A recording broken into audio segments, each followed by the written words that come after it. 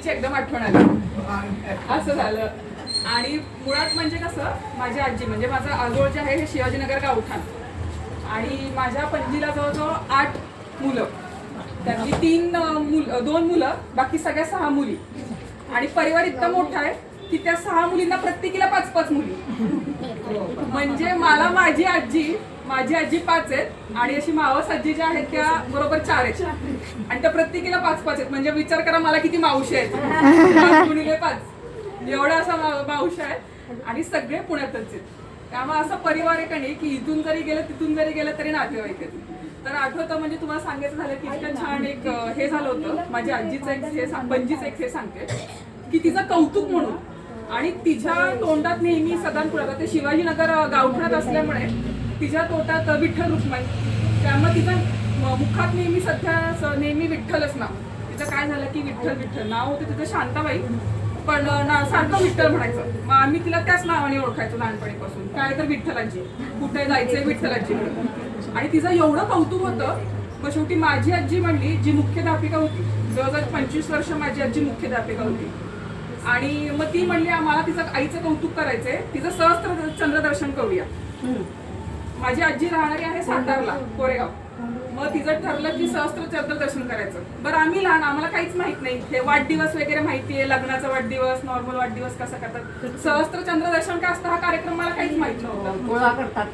हा, मग ते हो का, हा, मग ते काही एवढं असं माहित नव्हतं. मग तेव्हा पहिल्यांदा बघितलं की सहस्त्र चंद्रदर्शन काय असतं.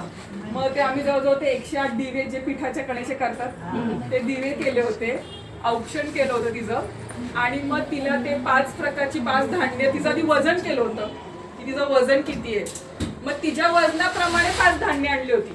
मग त्याच्यामध्ये काही साखर, गूळ, खोबरं, असं काय तांदूळ, बरोबर सांगते ना, हा, हे सगळं असं काही गोष्टी आणल्या होत्या. आणि मग तिला त्या बरं आजीला बसवायचं, तेव्हा तिचं वय पण जास्त होतं. मग ते मोठी तुळा आणली होती, हा, एकीकडे तिला बसवलं होतं आणि एकीकडे सगळं एक एक एक करून धान्य करून, मग तिच्या वजन जेव्हा ती वरती जात होती आणि ते धान्याचं हे खाली यायचं, मग तेव्हा आम्ही ते धान्य काढून साईडला ठेवायचं असं.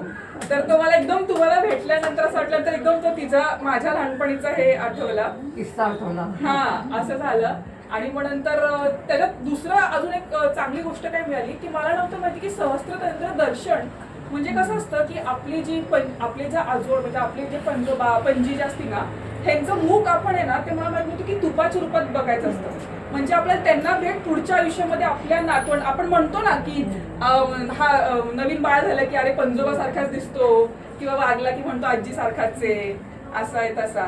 तर ते का असं असतं तसं की ते आपल्याला का लोक परत भेटतात, कारण आपण त्यांचं ते मुख आपल्या तुपात बघितलं असतं.